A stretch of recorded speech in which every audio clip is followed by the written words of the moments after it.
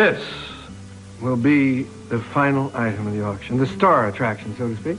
This is absolutely exquisite. It's from Russia. Mm-hmm. The Romanov ruby.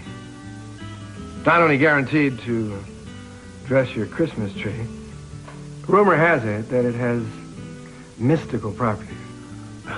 Mystical properties? Mm-hmm. Oh, yeah. The legend is that the owner of the Romanov ruby is guaranteed eternal love.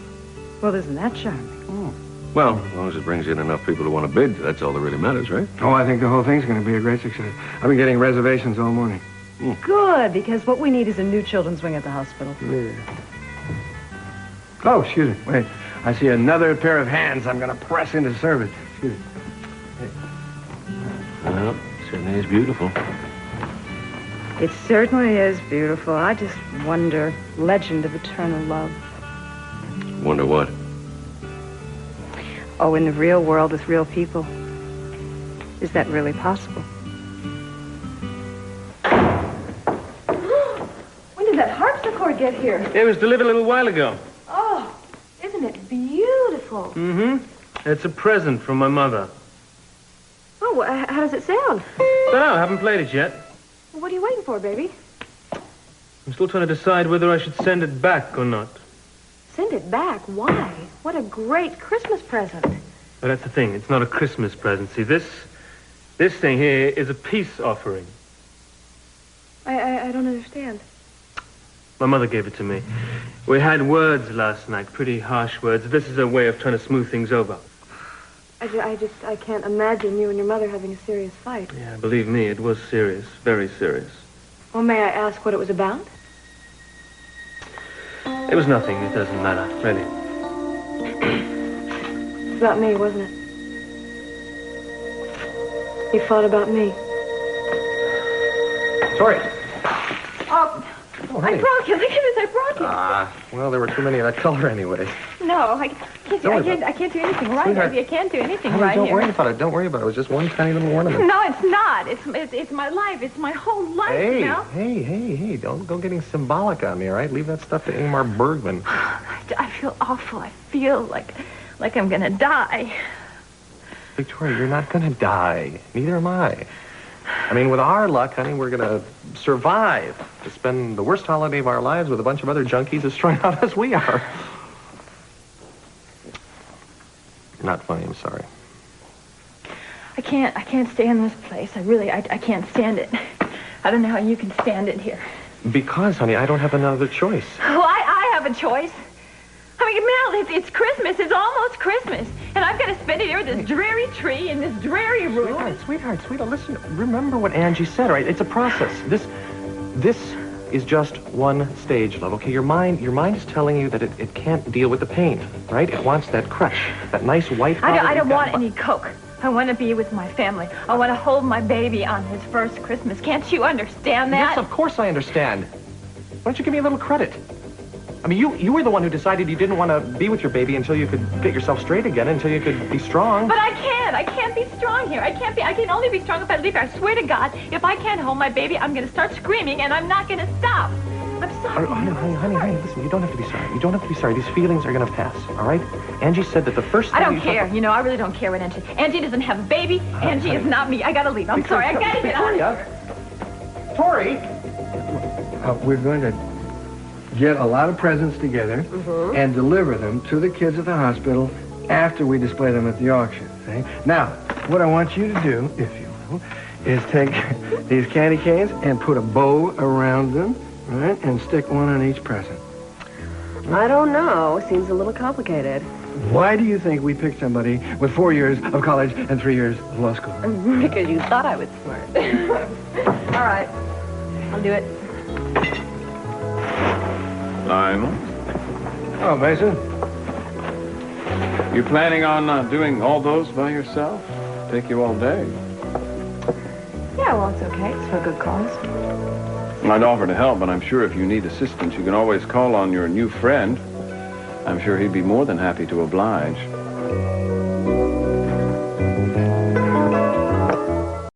So, I told Mother in no uncertain terms what I thought of her causing the friction between СиСи and Meison. That's it. Well, baby, I don't think it takes that much to cause friction between those two.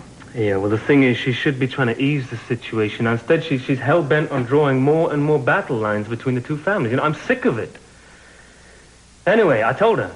So she buys me this in the hope that I'll forget. I mean, what am I, 12 years old?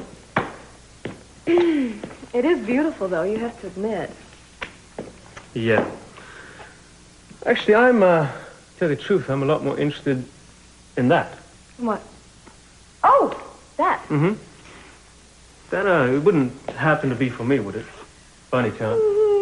Uh-huh. What's in it? Yes. I don't know, a very, very long necktie, maybe. All right, golf clubs. No, but you're in the right vicinity. Yeah? My own personalized caddy. A caddy, perhaps? No.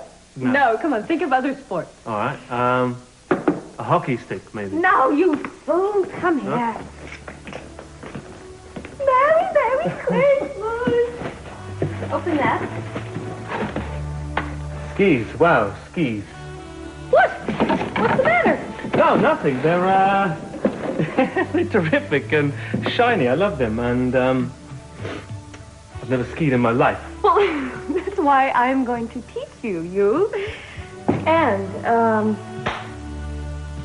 you're going to be teacher's pet. So what do you think of that? It sounds like I can't wait for school to start.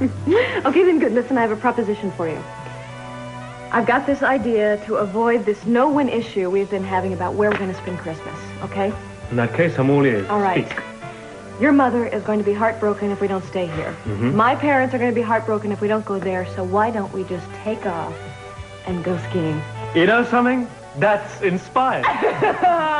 You sure it's not just chicken? Oh, that too, but, you know, well, who cares? Our parents have driven us to it. Oh, I love you.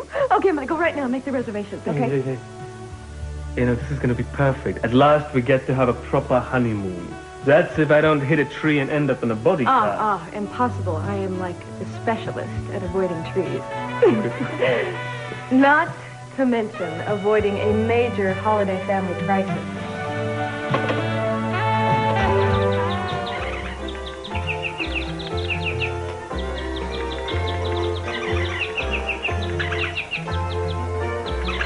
Colors.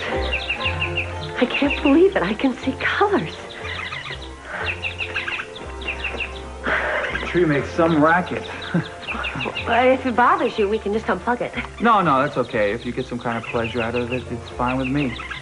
It's just the music sounds so different to me now. You know, before I just took it for granted. I'd get in the car, turn on the stereo, and just kind of half listen to it. But it sounds so different to me now. I mean, when you lose your sight, your hearing becomes so much clearer. I can put on a record, and it keeps me entertained all afternoon. You know, I was looking at your records the other day. Most of them are kind of old. Oh, you mean like before your time? No, I mean old as in used, you know? They're kind of scratched. Oh, well, you learn to ignore it. You should have one of those compact disc players. I hear that the sound quality is just remarkable with those things. Well, that would be nice, but it would be awfully expensive to replace my whole record collection.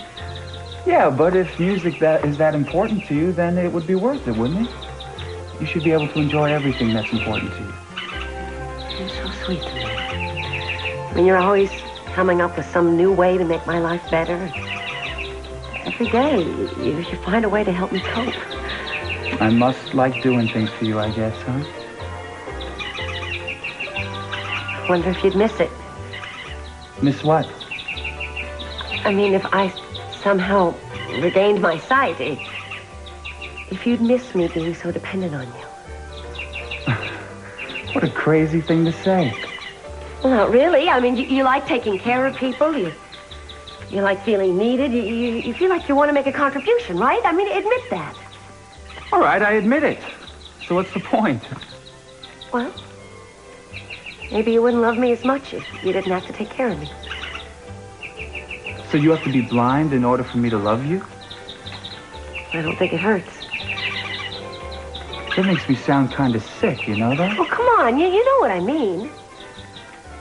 No, I don't.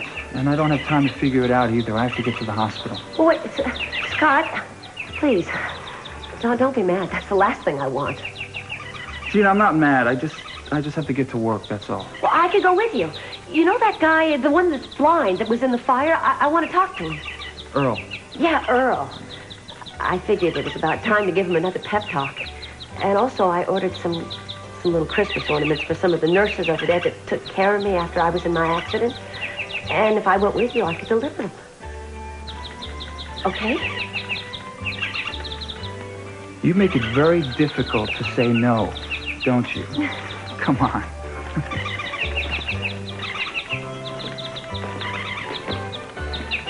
I'm not planning on calling anyone. Well, what is he, too high-powered to take time out for a worthy cause? What is he, a brain surgeon? A nuclear physicist, maybe? When do I have time for brain surgeons and physicists? I spend every waking moment with Samantha, and the other time I spend working on cases with you. You don't spend all your case time with me. There's always the law library. Yeah, you're right. I forgot about that. The law library. That's better than a singles bar.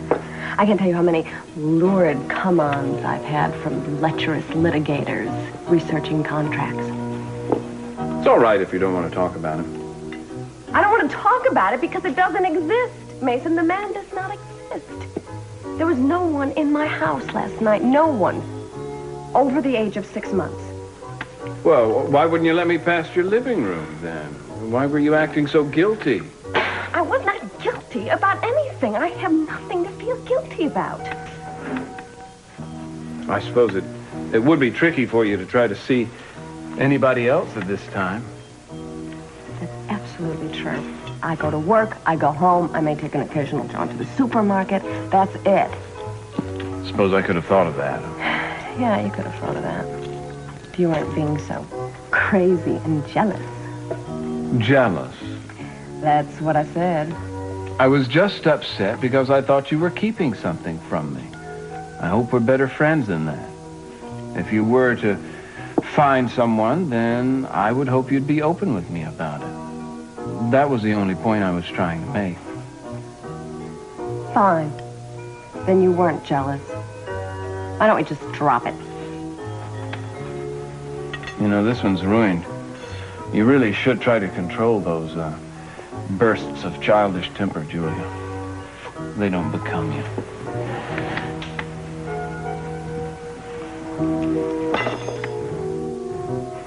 So you think you'll be home by Christmas, Dennis? That's a blessing. I'm not sure whether it'll be a blessing or not, Mr. Capwell. Well, why do you say that? Me laid up like this, money's kind of tight. I'm not sure I can make it much of a Christmas for my family.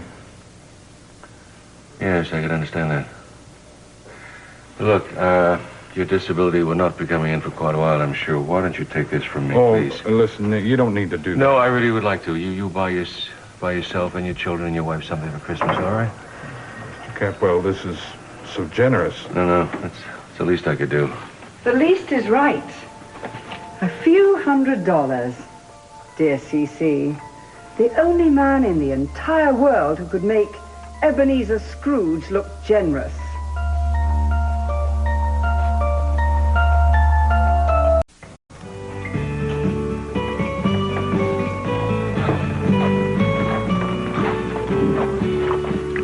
A little higher on the left there. Who asked you? Oh, well, no, seriously, I think you've done a good job here. It's such a good job that I think I'll just take off. Well, hold it. Just a moment. You can't leave before I give you the most important job of all. Oh, what's that going to be? It's going to be. Look at this sleigh over here. Eh? Okay, we're going to load it with presents. About 3 for each kid at the hospital. Okay? All right? Now, here's $5,000. I'm sorry it isn't more. Eh? Well, if there's enough left over, can I buy a pogo stick? You are a pogo stick.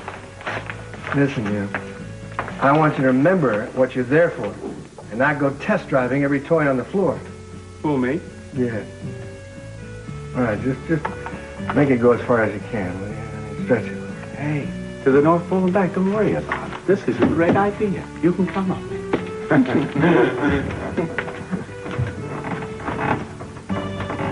Hi. Can I help you? Sure, thank you. This is what, centerpieces? Right, we're going to wrap bows around them, and then we'll stick them on top of the presents. Oh, now that's a good idea. Kids love to have a little extra something in their presents. Yeah. I remember when my kids were little, our living room was a sea of wrapping paper. I think Eden was the worst. She used to tear into her packages, lose the directions for everything. Kelly wasn't much better, but Mason was methodical, neat. He put everything in a little pile. He wouldn't let anyone touch it. His desk at the office is the same way. I imagine it is. Mason's a very hard man to get to know, Julia, and I think that you've probably gotten close to them anyway. Well, I wouldn't go that far. No? No, he thinks the world of you. I know that. It's probably because you stand up to him, and he listened to everything you said at Cruz's trial. Well, we work very well together sometimes. Julia, Mason hurt his father very badly the other night at the opening of the club. СиСи told me. Yeah, well, I say that wasn't his finest hour. It's never been easy for the two of them. There have been so many fights, I don't even like to think about it. Maybe because this was public. I don't know if СиСi's going to get over it. Sophia and Mason had an awful lot to drink that night, and I'm not using that as an excuse. I'm just saying that might have contributed to the Julia, to have something like this happen is bad enough, but I don't know. Maybe this time of the year it seems worse. Do you think that you would talk to Mason? I tried. I really did try that night. He just turned a deaf ear. I just don't want for all of us to go into the new year with this ugliness and this bitterness. He has such respect for you. Please, try to convince him to talk to his father, and maybe they can patch things up. Sophia, what you saw in the courtroom were colleagues. We're business together. And even then, he doesn't listen to me all the time. And if we tried to work on a personal level, we're really wasting our time. I can speak from experience. I gotta go get some more ribbon. Sorry.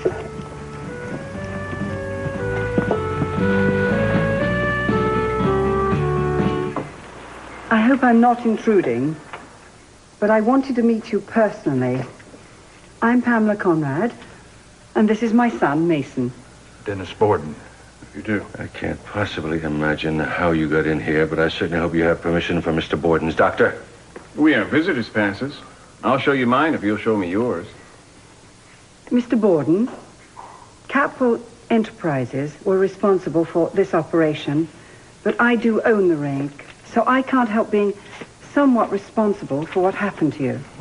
Fires break out sometimes, even when you follow all the rules. It was nobody's fault. I know, but I'd like to make a slight contribution to tide you over till you're able to work again. Please, I want you to accept this with my heartfelt apologies and hope you'll make a complete recovery. $100,000. This is crazy. Man, you can't... It won't begin to make up for what you've been through, Mr. Borden. Of course, hopefully you will be receiving an insurance settlement from Mr. Capwell. That is, if he doesn't manage to weasel out of it. Excuse me, Dennis.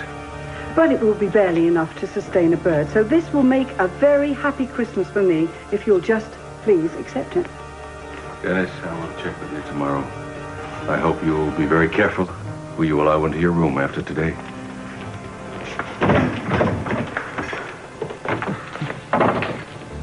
So how are we feeling today? I don't think I care, Doc. Christmas came early this year. This is from you? Yes? I wish it could be even more. Well, I'm sorry to break up the party here, but I have to examine my patient. All right. Merry Christmas, Mr. Borden. Merry Christmas. It sure will be, thanks to you. Mrs. Conrad, you're a saint. God bless you. Okay, how many does that make? 37. Did you include yourself? Oh, 38. I'm gonna be late, though. What? Well, because I gotta make sure that the kids are asleep. I keep forgetting that you have two babes living with you. How's Chip doing? He's fine. Bedtime's hardest for him. That's when he misses Victoria the most, but he's doing fine. Mason really doesn't know that Chip is living with you. No, he really doesn't know. He thinks that Chip is at Victoria's mother's. Of course, last night the cat almost jumped out of the bag. You know what happened? He came over late at night. He probably didn't want to go home to an empty house. And the next thing I knew, he was trying to get in to see Samantha. What did you do? Well, I practically barred the door, and then I made up some lame excuse, and now he thinks that I had a man hiding in my bedroom. It's not funny, Lionel. It's awful. Well, hey, what is the matter with Mason thinking there's a man in your house? I mean, there ought to be, damn it. I'll tell you what, you know what? I think I'll go over this list and see what eligible bachelors I can find and escort you tomorrow night. Yuck, forget it. Don't matchmake. Life's complicated enough as it is. I just want what's best for you, you know? You deserve more than you're getting. I got you. You're better than anybody to watch over me. You're better than Augusta ever was. Lionel, there's a guy on the phone who says he wants to audition for Santa Claus. I didn't know what to tell him. Oh! I don't believe... I was supposed to be auditioning Santa Claus at 4, and I have to go get the Christmas tree at 4. Oh, swell. Listen, you probably won't be going home. It's okay. There's nobody there anyway. There was a puppet show at the mall for Christmas, and Mrs. Cobb took Samantha and a friend over there, so I can stay. You see anybody with a beard and a red suit, send him over. Excuse me. Yeah. I couldn't help overhearing. Uh-huh. You're looking for toys for kids in the hospital? Yeah, as a matter of fact, I am. Well, you got a special store in mind? Well, I'm kind of going through the yellow pages, you know. I figured the biggest store would have the best selection of don't do that.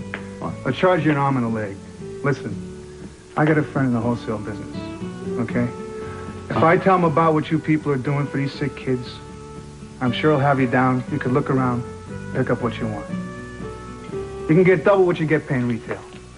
I can get double? Yeah. This sounds a little too good to be true. I'll give him a call, see what he says. Really? Will you do that? Yeah. As a matter of fact, why don't you meet me at the store? We'll talk to him in person. Well, that would be fantastic.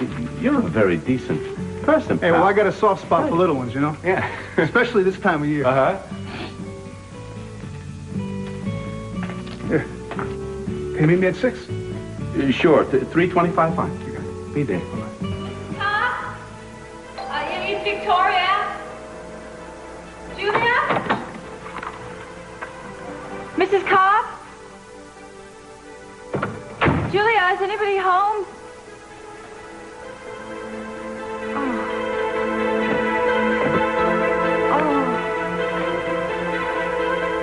I remember the day I bought this. Oh, Chip, I need you. I miss you so much. You know what I'm thinking? I'm thinking maybe indoor skiing is more my style, huh? Jeffrey, now hang on a minute. All you need to do is bend your knees a little bit. Oh, okay, wait. Lean forward and push up. And just push off. That's huh? it. That's it. That's it. Wait, Great. You're going to get the hang of it. I can feel it. One question. Where are the brakes on these bloody things? The brakes. There are no brakes. Excuse me? Hold on there. No brakes? You're talking about no brakes. Okay. You put your skis in a V like this. V, huh? Okay. Point it and just push out. Push out. Lean forward. Yeah. And that's it. That's all you have to do to stop going 100 miles an hour. That's all. That's all there is. Be warned. People who rest assured that's all you have. Nothing is that simple. Nothing. What? Are you saying you don't trust your instructor? Oh, I trust my instructor. I adore my instructor. I even worship my instructor. I even lust after my instructor. That's if I could move sideways. How do you move these things? Okay. Now, here. Come here. This is deep. Okay. Now, if you want to stand in a standing position and turn, all you do is lift one ski. Okay. Right? It's one ski like that. Yeah. Pulls like this, turn it down. Yeah. Lift the other one in the direction you want to go and put it down and just twist like that. And that's it, huh? That's all you have to do. That's it. That's all. You know, some instructor, both my legs are broken. I haven't even been in the snow yet. Oh, well, let me kiss it and make it better. Yeah, I'd like the range of prices on your compact disc player. That's the cheapest price? No, I want a good one, but I didn't realize it would be that expensive. Well, what about the discs? Oh, I see. Thank you. How am I going to come up with that before Friday? It's just a little Christmas ornament. I brought some in for the nurses. Have you heard how Earl is doing? Oh, yeah, he's doing great. I mean, he's starting to get his sight back and everything. Hey, that's great. Isn't it wonderful? He said you helped him out a lot at the beginning. You know, when he was scared that he might never be able to see again. Well, I just told him there are worse things than being blind. I just wanted to say Merry Christmas, and I hope you get out of here real soon. Yeah, I hope so, too. By the way, have you seen that young nurse, I think her name is Kathleen? Oh, Kathleen. No, I haven't seen her yet today. I missed her when I was at the nurse's station handing out presents. I was wondering if it was her day off. Oh, I hope not. I kind of look forward to seeing her, if you want to know the truth. Awful pretty little thing. Yeah, so I've heard.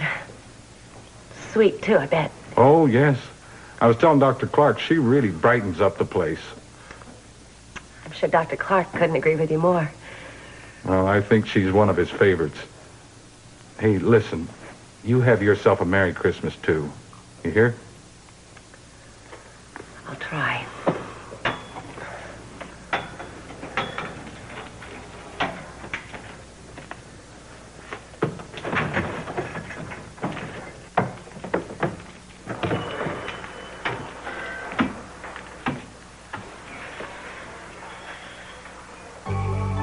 Ho, ho, ho!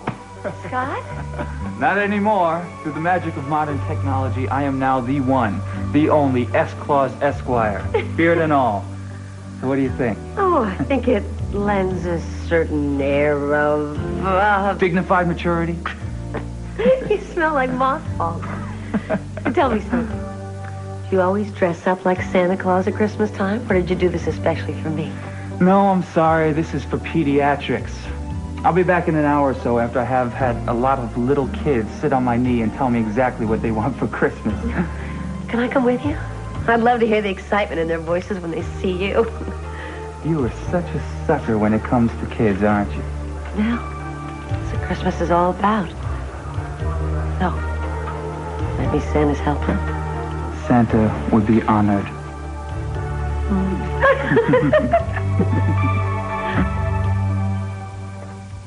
Are you gonna hog the whole bowl? All you had to do was ask. You're here for that Santa thing too, huh? No. I just like to dress up like this, especially when it's 70 degrees out.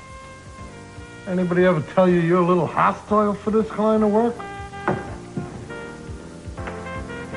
Excuse me, is this where they're holding the interviews? You're not open to play Santa, are you? Oh, yes, I am. A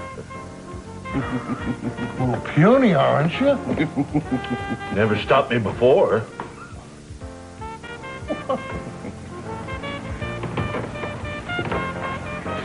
Still busy with the candy cane concession? Oh, no, I finished that a long time ago. Now I'm going to be interviewing prospective Santa Clauses. Oh, I knew there was a reason there were two guys in red suits waiting in the bar. In the bar? Drinking? Yeah, and it wasn't milkshakes either. It's kind of nice to know that even Kris Kringle can fall off the wagon now and then. It gives me hope. Yeah, well, excuse me. I better not keep them waiting. I want to go with you. I want to hear you ask the hard questions. I thought you said there were two men in costume at the bar. Yeah, they were right here just a few seconds ago. Excuse me. Oh? Did you see two Santa Clauses in here a minute? Well, there's only one Santa Claus. Well, so the story goes. I'm referring to two. It's no story. No, sir. A lot of people, they like to dress up and play at being Santa Claus. But there's only one original Santa Claus, and you happen to be looking at him. Hi, Santa Claus at your service.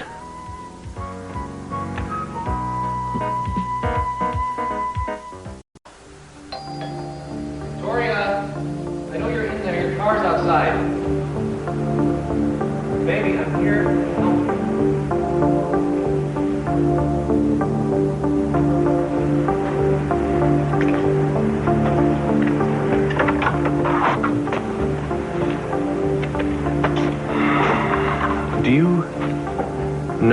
how worried I was about you. Sorry, Mel. I'm just glad you're all right. How's Chip? He's not here. I don't know. Did I drive all these miles and I don't even get a chance to see my baby? Maybe Julia took him out somewhere, huh? Yeah, I guess. So what are you going to do now?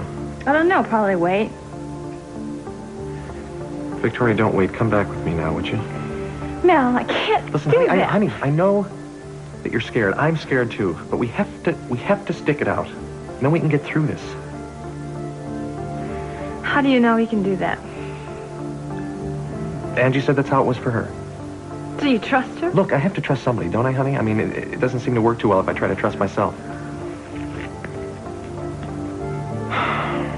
Look, Victoria, I can't get through this thing by myself. And neither can you. We need Angie's help. How can I go back there, Mel? By putting one foot in front of the other and taking it one step at a time. Now, there's only one thing that you can't do, and that's to stay here. With all the old patterns, the old problems. That's just asking for trouble, honey. You know it is. Can I at least wait a couple minutes and maybe, you know, kiss my baby goodbye? Honey, that's just going to make it more difficult for both of you. You know it is.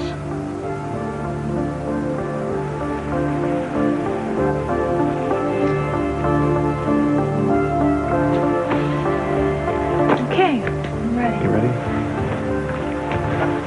You know, I just hope your boy takes after you. That kind of courage will serve a child well someday.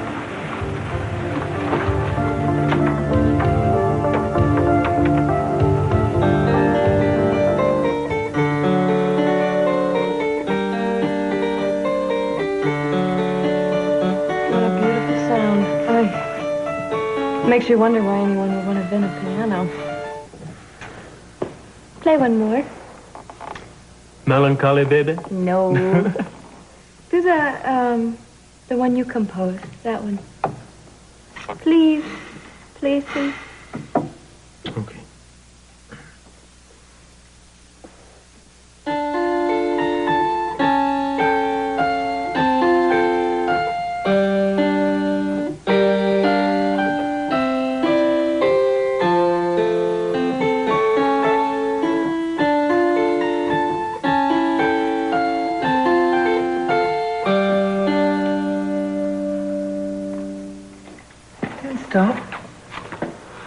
Jeffrey wrote that for me. It's one of the loveliest gifts I've ever had from anyone. Yeah, well, I'm a little out of, you know, practice right now. Well, that's why I bought you the harpsichord. I wanted to inspire you to keep up with your music. Well, it's a lovely instrument. Thank you very much. My goodness. What's all this? It's a present from Kelly. But you don't ski. I'm going to teach him. That's right. We're going to the mountains over Christmas. You're what? Well, you know, we didn't have much of a honeymoon, so we just wanted to take the time to be alone right now. We wanted our first Christmas together to be something special. But I had such plans. I never dreamt. Pamela, we're not doing this to exclude anyone. It's just that we haven't had any private time since our wedding. But I do try and give you as much privacy here as possible. Yeah, I know, and we appreciate that, but it's just not the same as being alone together. Please, try and understand that. I'm sorry. I'm sorry, but I just don't think... No.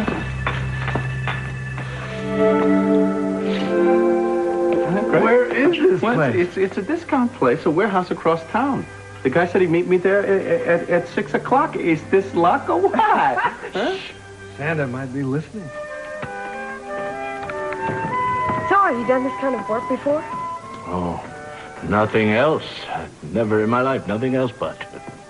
Well, yeah, but it's kind of seasonal, isn't it? I mean, you can't very well walk around being Santa Claus in August, can you? August? That's our busiest month. That's when we do our inventory. Inventory?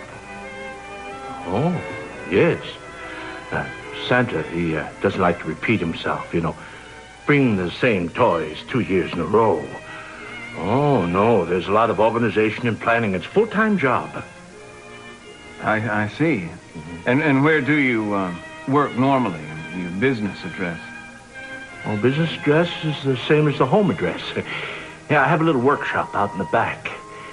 Oh, yeah, I'd hate to commute every day in all that cold and snow and ice. Bad. So you're obviously not from around here. I'm about as far away as you can get. I have a feeling you're about to say the North Pole. That's right. Gets a bit chilly, but the reindeers, they wouldn't have it any other way. And I suppose the elves are used to it by now, huh? Oh, the elves. They have a much higher metabolism. They can take the cold, not like you and I. Well, you certainly seem qualified. Among other things. You're hired. You have the job. You start tomorrow. Oh, that's wonderful. Well, then, I'll see you at 6 o'clock sharp. Okay. Wait, I forgot. Where did he go, Mason? Did you see where he went?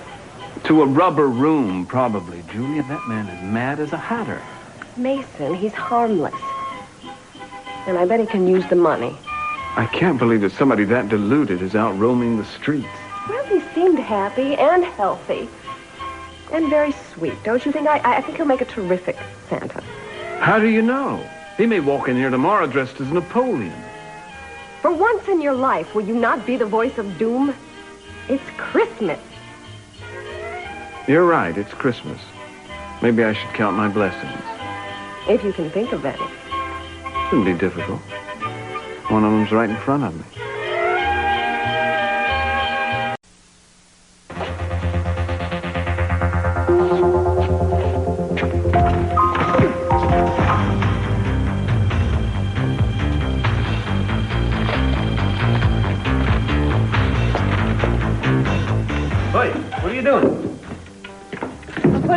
Away. What are you talking about? You put it away, you fool. We're just going to take it all out again. Jeffrey. What? We can't go anywhere. But what are you talking about? We can't go anywhere. Where were you just now? I was looking for Mother. Why? Right. To talk to her, and she probably wouldn't even speak to you. Kelly, she was lying down. She said she was very tired. Which is a euphemism for crying her eyes out. Jeffrey, this is just no good.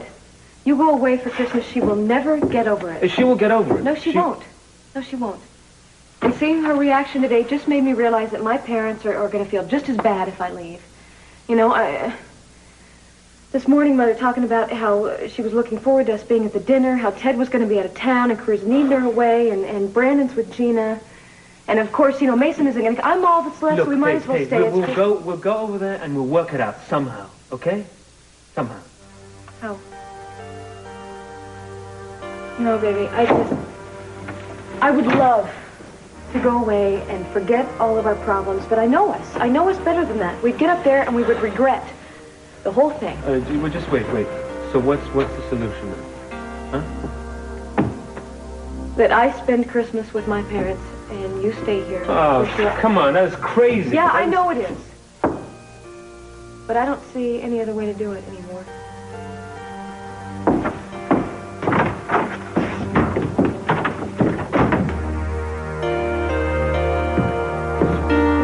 I'm sorry I left here, but it's very hard to be in a strange place. Yes, I know it's hard to be in a strange place, all these people. Sometimes this place is like a house of mirrors. Everywhere you look, you see yourself. I saw myself, okay? I admitted I had a problem. That was hard enough. That was nothing compared to what's ahead of you. What do you want? To be congratulated? For recognizing that you had a problem? Look, I am sorry, Victoria. We don't have time for congratulations. We've got a lot of work to do, and we're not going to get it done if you keep running away.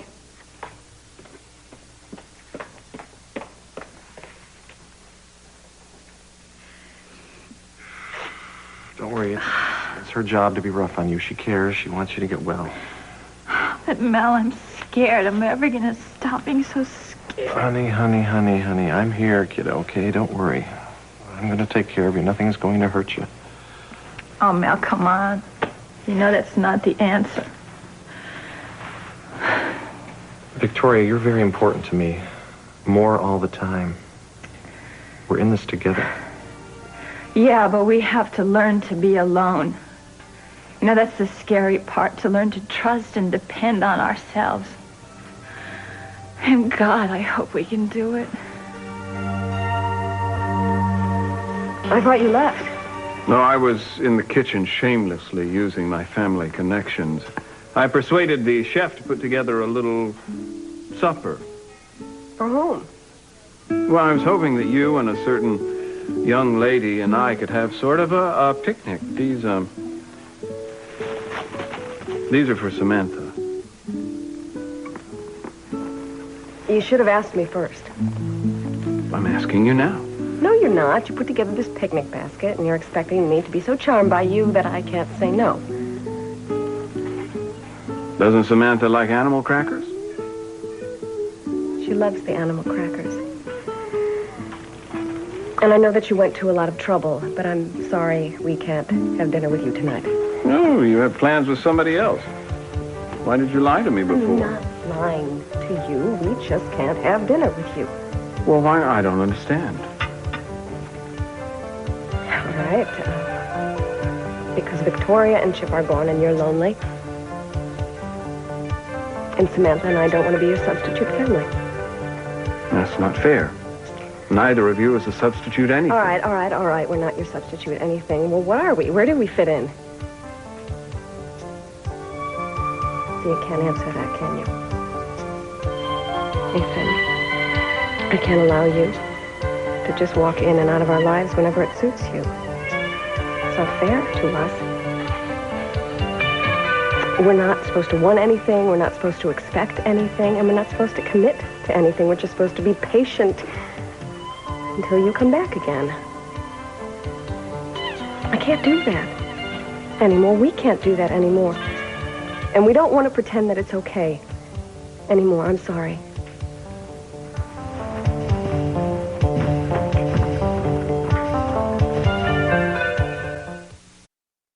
Never are flying, but why has their faith in the airlines been grounded? Join Robert Hager and Lucky Severson for an NBC News special, Fear, Frustration, and Flying, tonight.